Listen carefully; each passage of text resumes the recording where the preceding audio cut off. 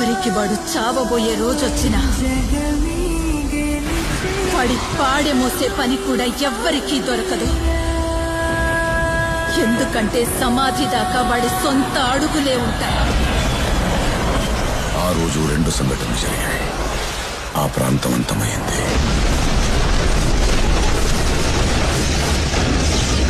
వాడు కూడా.